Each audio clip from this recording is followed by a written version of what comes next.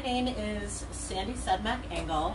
I am the chairman of the board for the Rittenhouse Square Fine Art Show, and I am here to welcome you to the first ever 5 o'clock club. Since we as artists miss seeing all of you guys, we wanted to find a way to stay connected and share our work and our experiences with you. So we thought it would be fun every Thursday night at 5 o'clock to have about, a half hour, hour-long little Facebook Live session where we can talk about art. I'm going to start it off this week redoing my introduction to encaustic painting that I tried to do in June that didn't go so well. But first I want to tell you a little bit more about what we've got lined up for you. Like I said, every week at 5 o'clock we're going to have a different artist talking about something they're passionate about, showing you a demonstration, something to do with art. We're starting out with Rittenhouse board members just to get the ball rolling. And then as we move closer to our September show, we're going to start bringing in artists that participate in our shows. So if you want to check out the schedule that we've got lined up so far, go to the Rittenhouse Square Fine Art Show website, and the schedule for the next few weeks is right on the home page, so you can check out what we're going to be doing and see what you're interested in and plan ahead to join us Thursdays at 5 o'clock. We're also hoping to take these videos. They're obviously going to stay on our Facebook page, but we have started a new YouTube channel, which is the Rittenhouse Square Fine Art Show YouTube channel, I think. So eventually all of these videos are going to be transferred over to YouTube, so if you can't make the 5 o'clock clubs, you can watch them at your leisure. So, I think I'm just going to get started. So, again, I'm Sandra Sedmak Engel. I am an encaustic painter. So, encaustic painting is painting with layers and layers of pigmented beeswax. As you can see over here, I work on heated palettes. The paintings are always started on wooden panels. Some encaustic artists work on paper or canvas, but I feel like you should really work on wood because it's porous enough to accept the wax, and it's also sturdy enough to hold up as you're creating the paintings, which you'll see in a little bit. As I'm going along, my husband Randy, my trusty cameraman, will be monitoring the comments. So if you have any questions, you want to go ahead and type them in. He will be relaying them to me because I can't see the screen, and hopefully I can answer them for you as we go along. If I don't get to your questions, I'll try to answer them after the live demo is done. So, okay, like I said, encaustic painting is painting with layers of beeswax. It's an ancient Greek Egyptian technique. It's been around for thousands of years. And I think for a while it kind of got lost. It's made a revival in the last 10 or 15 years or so. But the way that you make your encaustic medium is you start with beeswax. This is a chunk of beeswax right from a beekeeper's hive. And if you can see, it's kind of dark in color. There's still chunks of bee parts and things from the hive in the wax. So if you buy the wax like this, you're going to have to melt it down and clean it out. You have to strain it out and get all this gunk out of it in order for it to be usable to make encaustic medium. So I use just like a regular old crock pot, melt the wax down, and then with the wax, I melt down Damar resin, just like resin from a tree. And you can see it's hard. These are little Damar crystals. And this stuff never completely melts all the way. It just turns into almost like a really sticky glue substance. But as you cook the resin with the beeswax, when they bond together the resin, because it's so hard, gives the wax stability, which holds the paintings together. I'm gonna have to put my hair up. That didn't last very long. It's really hot in here, guys, so bear with me. I tried to look glamorous for about a minute or two. Okay. So, you can see, I'm just going to show you the difference between the natural beeswax and the wax medium. You can see this wax, and you see how when I scratch my finger through it, how soft it is. I can just dig right through it. The Damar resin, which are these crystals, give the wax, like I said, rigidity, so that once they bond together, the wax medium is a lot harder. You can see when I'm scraping my fingernail on it, I can't dig into it as easily as I can the natural beeswax. When you get your medium, the wax medium will come out in a lot of different colors and tones. If you use sun bleached beeswax, which is beeswax that has all of the initial stuff from the hive filtered out and has actually been bleached a little bit, you'll get a medium that looks kind of like this. When this is melted, it becomes almost clear.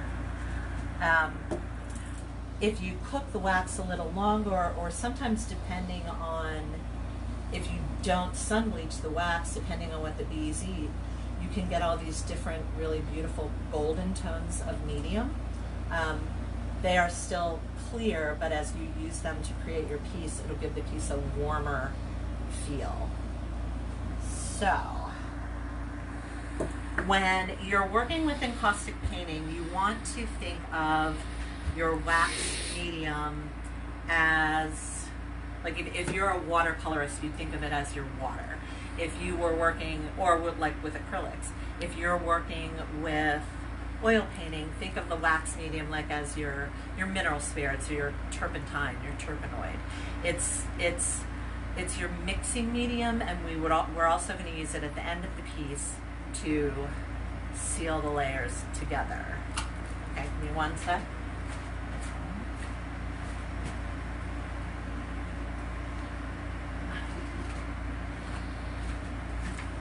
Okay, so, like I said initially, you always want to work on a wooden panel. You can create your piece just on a natural panel if you choose, and start building the layers of wax. Or if you want to go with a more traditional approach, like a canvas, you coat your board with gesso. The difference is that you don't want to use acrylic gesso. It's got like plastic elements in it that acrylic-y element won't allow the wax to bond with it. Everything we do in encaustic painting is melting things together, and the layers have to bond. So if you're using any kind of acrylic or plastic material, that wax, it's going to resist it, and eventually your piece is going to fall apart. So you want to use an encaustic gesso. Looks just like regular gesso. The difference is that it's super, super porous. It's mostly just like chalk, rabbit's glue, a couple other elements. I tried to make it once myself. I'm gonna start to sweat, guys, because it's getting really, really hot in here. It wasn't worth trying to make it, so I just buy it pre-made now. But I don't know if you can hear that, but if you run your hands over like a canvas or a regular panel that's been primed with acrylic gesso, it's very smooth, it's very slick. Encaustic gesso has got a lot of texture to it. Like I can almost feel the chalkiness on the board. Okay.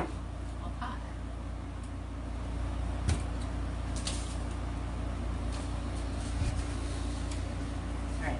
So the first thing that you want to do when you're creating a painting, all right, this is really weird, just staring at a screen and not seeing any of you guys.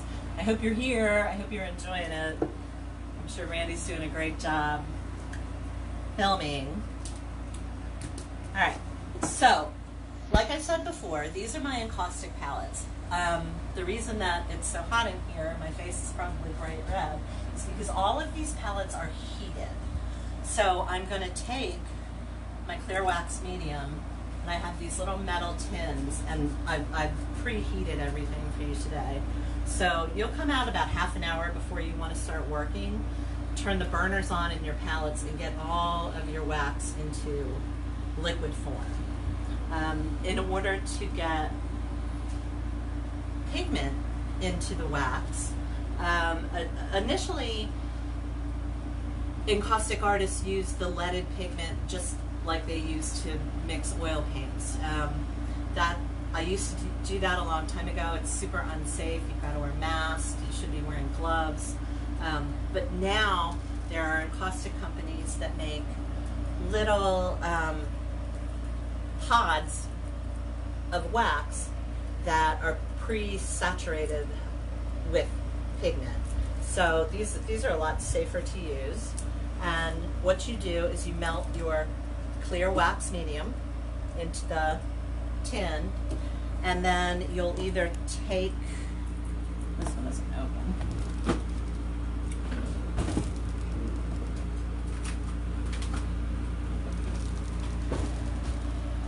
You would take your pre-bought encaustic medium, which you can use straight, it's incredibly expensive though, and just melt it down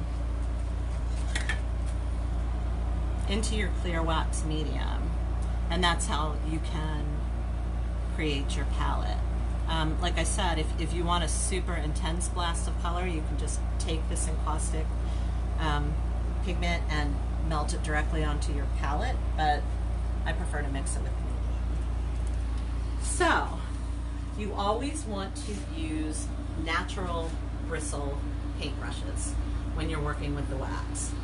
When I started working with encaustics, I learned that the hard way, because just like the wax won't bond with the acrylic gesso, the synthetic brushes are going to melt. So I use mostly flats and brights, because when you're working with the wax, you're constantly pulling straight across the board. So these nice flat brushes work the best. Again, natural bristle. So, do we have any questions yet, Randy, or are we doing okay? Nothing's popping up. Okay. And again, I can't see the chat, so hopefully it'll pop up as Randy's filming. People are on. Okay, cool. We're also going to some of my board member buddies. I think Lisa Muller and Carrie Sacco are going to be sharing the Rittenhouse Square website with you guys in the chat, and our Instagram link, the link to our ever-evolving YouTube channel, and my website also, which is sandrasedmakengel.com. So check all that stuff out. Keep following us. All right. So now we're going to come down here onto the palette, and I'm going to coat one of these boards. So I'm cleaning off. This palette that you see in the front is an actual encaustic palette. It's a really thick piece of anodized aluminum with a couple of burners underneath it. I have a couple of these, and these I use obviously to melt the wax and pigment, but I use these encaustic palettes more exclusively to mix my paints and my encaustic medium as I work. But I also back here it's just a regular old pancake griddle that works great just to get the colors that you want to work with melted, so that you've got lots and lots of pigmented wax ready to go. All right. So I'm going to, you can see I have all these little clothespins on my tins of wax so I don't grab them with my fingers and burn myself. I feel like I've scarred off some of my fingerprints, accidentally grabbing things over the years. But anyway, most of the time when you're creating an encaustic piece, you want to keep your board flat. You don't work upright on an easel very often, at least not until you get a better feel for working with the wax, because the wax will drip right down the board. And initially, your first couple layers of coating the board, you want to give that beeswax medium time to sink into your wooden panel. So I've got a couple of different boards in progress so that I don't have to torture you guys and have you watch me coat the entire board. But you can see I'm saturating this brush with the melted wax medium. You really want to get it hot and drippy, and then I'm just kind of pushing this melted medium around on my heated palette to make sure that my brush is nice and saturated. And you'll also notice that I have my board extremely close to the palette. Just like if you think about if you spill a candle, you've only got a minute or so to work with this wax before it hardens up. So keeping it next to the palette,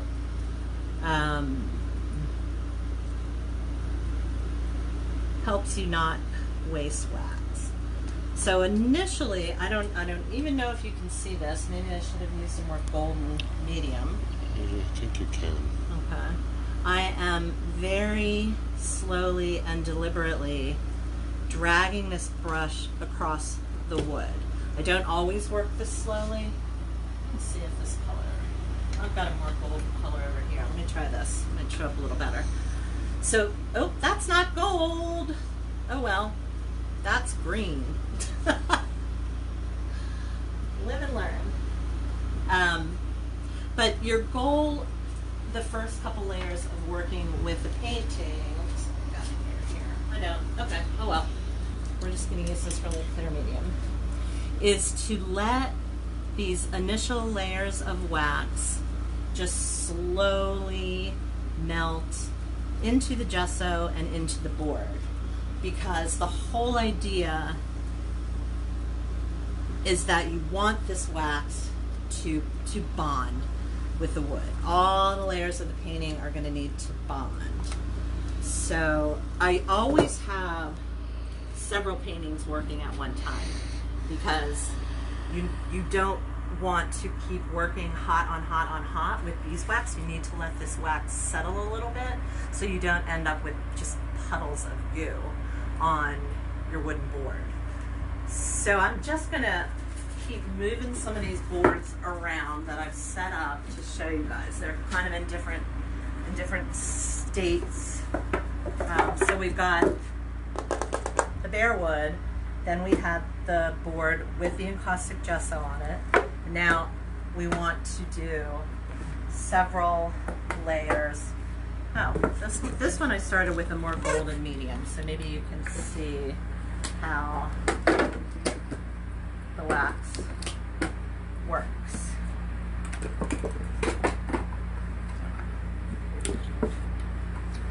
So I'm going to go ahead and fuse this half of this board, even though I haven't coated the entire thing.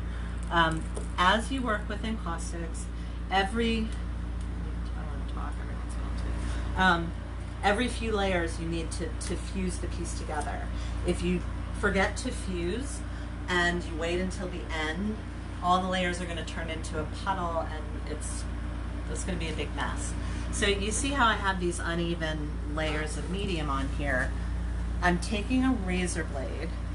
There's a lot of scraping and carving involved with encaustics, and it's just a regular straight razor blade, and I'm holding it kind of upright in my fingers, and if you know, it's a swooping motion, and I'm always going to scrape away from myself. Safety issues. So what I'm trying to do is just even out some of these uneven ridges of wax before I fuse. And you can see how the wax gets stuck on the razor blade. Never throw it out, you always save it. This is clean and clear, so I'm just throwing it right back onto my palette. And I'm scraping kind of in different directions. And normally this scraping process would go on for a good 5 or 10 minutes, but for sake of time, I'm just doing this little piece of board. So now we're going to do our first fuse. You can use heat guns, you can use irons, some people use blow dryers.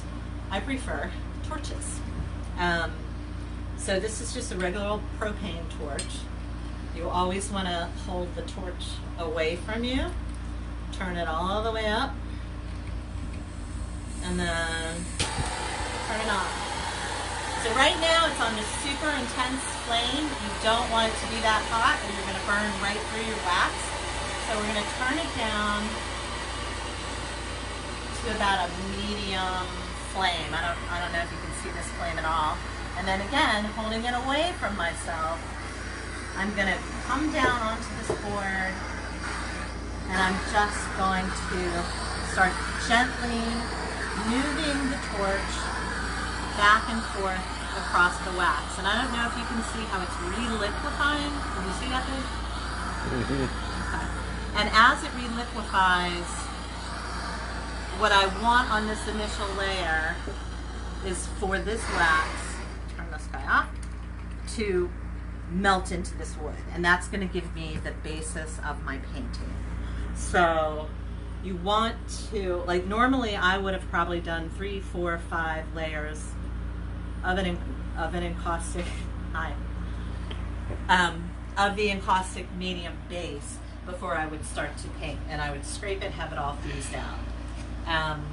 Alrighty. I'm going to move this guy out of the way. And now, how are we doing on time, love?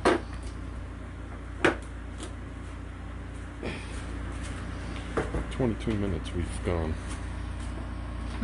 So we've gone 22 minutes. Okay. Any questions so far? Or are we good? I'm not seeing any questions. I see icons where people are on, but I don't see any questions. Okay. Yeah, if you guys have any questions, feel free to put them in the chat. Hopefully they'll pop up and I can answer them for you as I work. So I thought what I would do today is kind of, sorry, really odd, reconstruct, deconstruct one of my abstract floral pieces. So I brought this little guy home. This is a finished 3x9 piece in a floater frame. And I just wanted to show you some examples of how to build up color, how you start to get light and texture and depth in an encaustic. So this is sort of what we're going for as an end product. I don't know if we'll get there today, but we'll give it a shot. All right, so I've got my board coated with a couple layers of encaustic medium. I have scraped it out, fused it together, so I don't know if you can see how nice and smooth this surface is. Kinda, maybe. Okay. And I am going to start. Oftentimes, if I'm doing figurative work or starting on a larger piece, I might coat the board with a layer of like white wax medium, like on this piece, and then build up color on top of it. But I kind of want to show you guys what happens when you start with a darker pigment, because you can get some really beautiful light effects. So what I would do is take my gray wax medium. Ow, I just stabbed myself. Safety. All right, and I'm taking my brushes away that I use for mostly white and clear.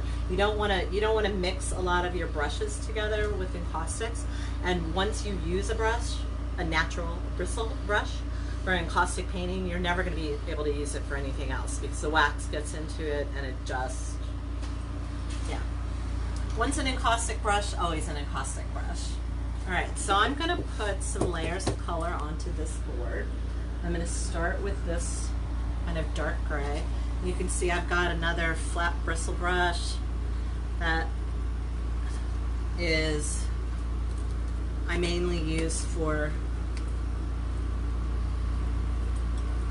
a darker palette. This is actually black. So I'm just going to start to pull some of this darker pigment onto the board. And you can see now I'm not going as slowly and precisely as I was before. Now I'm allowing like some more movement, some room for texture. And what I would do is coat this entire board with my darker medium. And I'm going really fast now just to give you guys an idea. And then once I got that initial coat on there, I'm going to fuse it once again. You can see the fuse probably a little better with a darker color.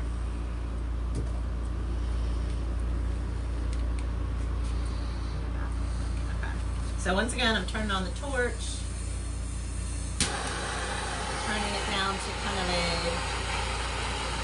a medium flame. And now, if you watch, you almost kind of, it sounds weird, but you like lick the flame back and forth across the wax. And now that I've got this color on here, you can see how that wax is re-liquefying, it's moving around, and it's blending into the layers of wax behind it.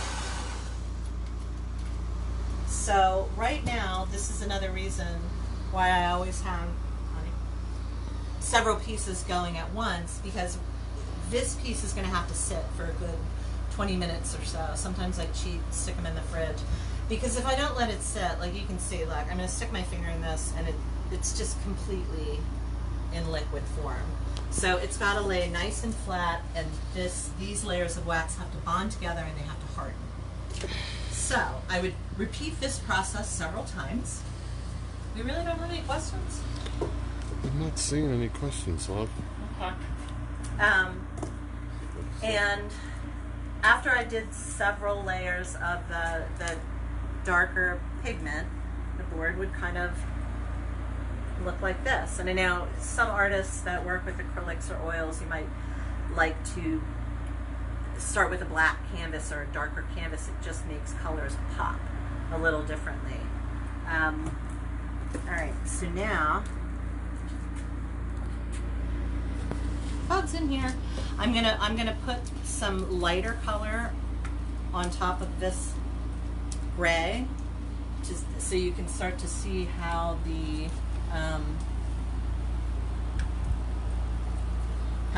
translucency of the wax builds up.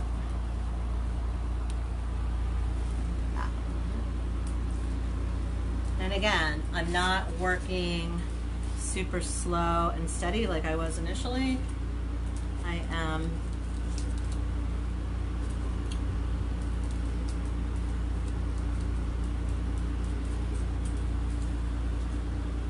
letting the texture build up. So we're going to let this layer settle for just a second.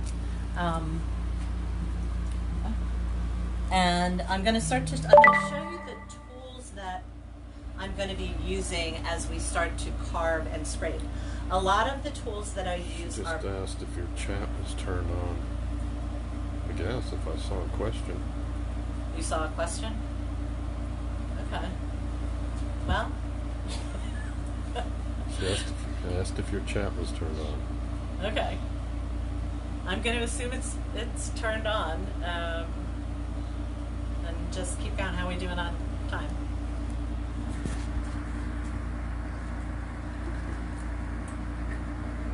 $30 minutes in.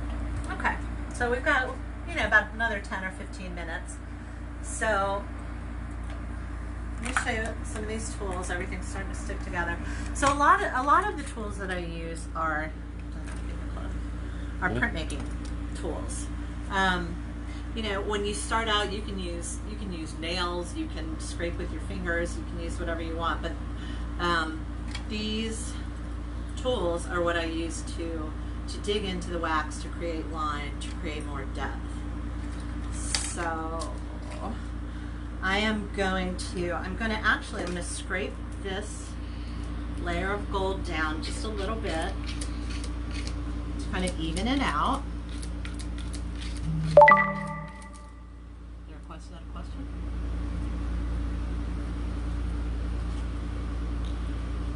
Didn't stay up long enough for me to get it. Okay. You know what I'm going to do? I'm going to let this settle for a minute. I'm going to take the phone, and can you go on the Rittenhouse Facebook and on your phone and see if anybody's asking questions?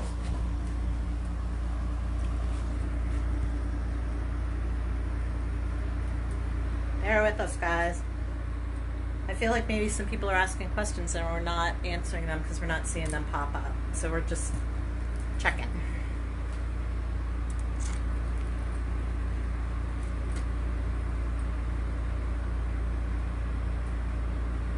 Here, do it. Yeah, see that down. Check this video. Is it on? Here.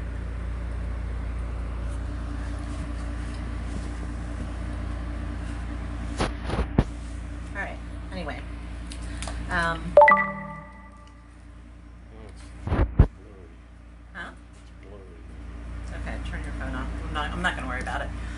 If you guys are asking questions, I'll make sure that I answer them after the Facebook Live demo is done. Sorry about that. We were hoping to be able to be interactive, but didn't quite work.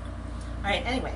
So I'm going to use some of these printmaking tools, and what I'm going to do is I'm going to just start to scrape into the wax. So you can see I'm actually like digging little channels into the wax. Picture's not very clear. Turn your phone off.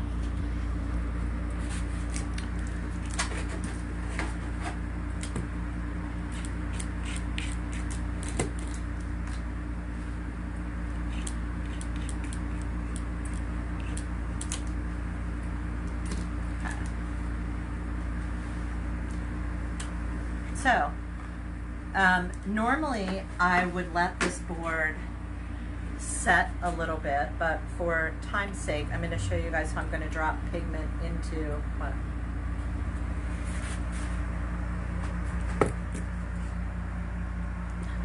Oh.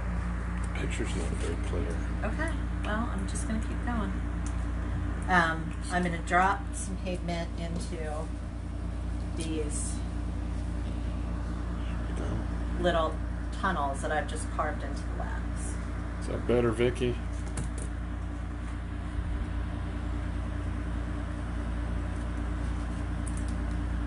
Why is it blurry?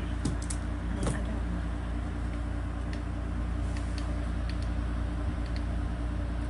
Okay. It's better. All right. So now what I'm doing, I'm taking a smaller brush, saturating it with this black wax, and I'm just really pushing this pigment into the little lines and gestures that I've just carved. So this, you don't, a lot of times when I teach workshops, people think you have to be really precious and push the wax right into the areas you've carved out. You really don't. It's almost like a dry brush technique when you are working with like oils or acrylics. Someone asked earlier how you clean your brushes. Oh, you can clean your brushes a couple of different ways. How'd you see that? Now the chat's on? Now text is coming up. Oh, okay, awesome. You keep your brushes clean. I keep rags everywhere. We never throw out any kind of old t-shirts, socks, anything's in our house. And you can either just push the brush onto the heated palette and wipe it clean.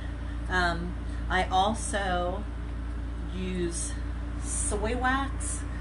I don't have any out right now, but these little larger cups are filled with a soy wax that actually, if you put the brush in, it pulls the pigment out of the brush. The problem is you have to make sure that soy wax is thoroughly wiped out of your brush because it's kind of greasy. And then like once a month I'll boil water and literally just boil. Oh, there's a bee. Hi, guy. That's part of the joy of encaustic painting. When you have the door open, the bees and the wasps smell the wax, and they want to know what's going on. So they just come on in and investigate. Okay. So now that I've pushed this black pigment into these lines that I've carved, I'm going to start scraping just like I did for the initial layers, but I'm doing smaller swooshes, smaller strokes, and I'm doing it a little more gently because what I'm trying to do is just remove that excess dark pigment and reveal the pigment that I've actually pushed into the lines that I've carved. So because I didn't let this cool thoroughly, it's pulling up some of that really pretty goldish yellow that I put on there, but this is a super gentle scrape. And sometimes it's actually really fun to, you know, you get these random little drops of pigment that can create this beautiful little effect. Like for this, I'm going for this abstract floral, so this to me kind of looks like leaves or butterflies, you know, things blown around in nature. Clouds in the background. What's that? Or clouds in the background. Or clouds in the background, yeah, exactly. So, all right. Any more questions coming in? I'm stepping over here, one sec. I might have to put my flash dance bin down. It's getting really hot. Maybe Karsten asks, can you blend the colors as you paint? Like on the board. Hi, Amy. That's a good question. You can, but not a lot. Let me show you. And the way that you would do that, usually I mix most of my colors on my palette, but if you want to get a little blendy effect on the board, what you would do is cleaning out my brush. You always want to make sure when you're working with encaustics that as you're going from color to color to color, you're wiping that brush out or you're going to end up with a bunch of gray. So Jean would like to know how long it takes for the layers to cool. If you just let them go naturally. So I'm just gonna pop in a few little red berries here to show you what will happen. You usually have to let them set for like 20 minutes. Again, I have a refrigerator in the studio, which sometimes I'll pop the paintings in the fridge and kind of cheat a little bit, but that's not the greatest for the wax. So here you see I just put this red wax on here, and I'm pushing this clear wax medium on top of it, so you can blend a little bit actually on the piece, but it's not as controlled a blend as if you were working with, again, like oils or acrylics. So I'm gonna try to create little better shapes out of these red blobs I've just put on here. Because again, I'm not trying to recreate, but I'm trying to mimic the effect that I got with this piece. So I'm taking my razor blade this time as opposed to, sometimes I will use, again, like these printmaking and sculpting tools and scrape out more defined areas. But for now, I'm going to take my blade and I'm just really scraping away some areas to try to define these little pops of color that I put on there. And so now, one more thing that I want to show you guys, because I know we don't have a ton of time left. As you work with encaustic paints, every few layers if you want to preserve the texture and the color that you've already created, you want to seal these layers with clear medium. So I am going to. I have like 4 palettes. I'm trying to work on one just so. Alice is wondering if she can embed stones or fabrics or bits of copper, etc., into the wax. Stones would be a little bit difficult. In a commission I embedded a bunch of tiny seashells. Fabric you can definitely embed. You can embed paper. Whatever you are trying to embed into the wax, you want to make sure that it's very dry. I use like flower petals, and even if I'm using paper, I make sure that I press the paper and get all the moisture out of it that I possibly can, because anything that you embed into the wax, just like I'm about to seal this layer on this piece, you're gonna have to, after you push it into the wax, you're still going to have to put a layer of clear medium on top of it and fuse it to seal it. So the thicker something is, or like I said, anything with any kind of like moisture, the more likely it is eventually to pop out of your painting. A lot of stuff will seem initially like it's in there like swimwear, like it's not going anywhere. But then as the painting sets, because they do become harder over time, you'll notice things that weren't embedded properly will start to crack out of the wax. So I'm heating up this clear wax medium, and now I'm not going for that texture, I'm going for a slow, controlled sealing layer. And because I haven't let this settle completely, you guys can see how some of that red wax that I just put on there is pulling. Sharon would like to know how you add your signature to the finished work. Ah. Wouldn't you like to know, Sharon? I will tell you. So what I do, so now this layer has to settle. It's super hot. If I do anything with it right now, I'm just going to make a mess. So when I finish pieces, I initial the corners or sign the corners, and then I also, because sometimes in an encaustic piece the signatures are hard to see, I always sign the back of the board so that collectors and patrons can have a more defined signature. But all you really do is take a sharp tool. See it. All right.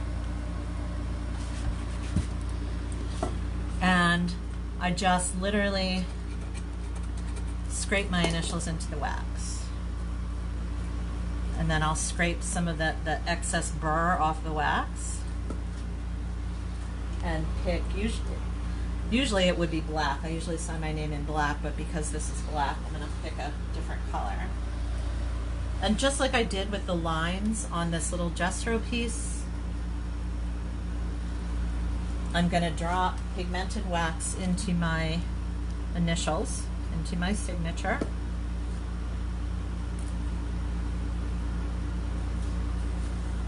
Normally I would let it set, but for sake of time. And then, because this is so soft, a lot of it's coming up, but so you can see, and there is those are my initials. So that's how I sign a piece. Any other questions coming in?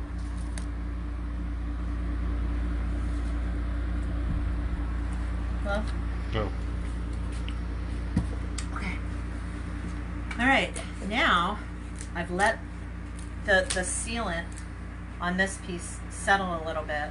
not nearly as long as I normally would, but 45 minutes. we're at 45? Okay. We're just going to go a couple more minutes and we're going to close it up. I'll do a final fuse on this for today. I'm actually going to use my little creme brulee torch, which I use sometimes. Instead of the big torch, I use these guys if I want to have a more controlled fuse because the flame is not as big. No, I'll just turn on today. So you see how that's just a tiny, tiny little flame. And I'm gently fusing this layer together. This is taking too long. I'm not going to do this. Let's just turn on the big guns and get this over with. And I'm also going to show you what happens if you overfuse a piece. So I'm turning this away from myself.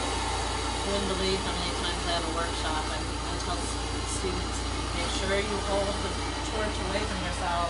Don't walk across the room with it. And inadvertently, someone's hair goes on fire, not usually. Or they're walking across the room with a lit torch. So now I'm going to turn this down way low. Vicky wants to know what's in your sippy cup. Huh? Vicky wants to know what's in your sippy cup. What sippy cup? What you drinking out of? It's ice water because it's so friggin' hot in here. You guys get to have the cocktails right now, I know. Okay, so you can see how I'm gently, just again, moving this flame back and forth, and the whole piece is kind of just beautifully fusing together, and that's going to give it the stability. So that's a really good start on a pretty little piece, and I just want to show you guys to finish up. Here's what happens if you overfuse a piece, and if you get too precious and you don't fuse it as you're working. You can completely just bubble up and go right down to the board. Yeah. So if you've got like 10 layers of wax on there and you haven't been fusing them as you've been working, and then at the end you realize, I have to fuse this whole piece, you're usually going to end up with a big pile of gray. So, I feel like that's kind of good, unless anybody has any more questions coming in, or like, how did my hair get to look this beautiful while I'm working? Nobody wants to know that? Okay.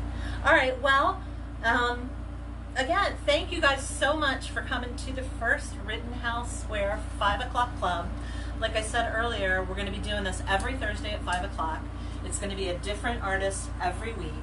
The schedule that we've got lined up so far is on our Rittenhouse Square Fine Art website, which hopefully is popping up in the chat somewhere, and then eventually all these videos are going to go to YouTube. So like us on Facebook, follow us on Instagram, check out our website, check out our YouTube, and hopefully you'll join us every Thursday. And my website again is www.sandrasedmakengel.com, which is right down here, babe, on my beautiful sticker. Okay. If there aren't any more questions, I'm just going to say thanks again for coming. We really appreciate it. And we'll see you guys next Thursday at 5. Cheers.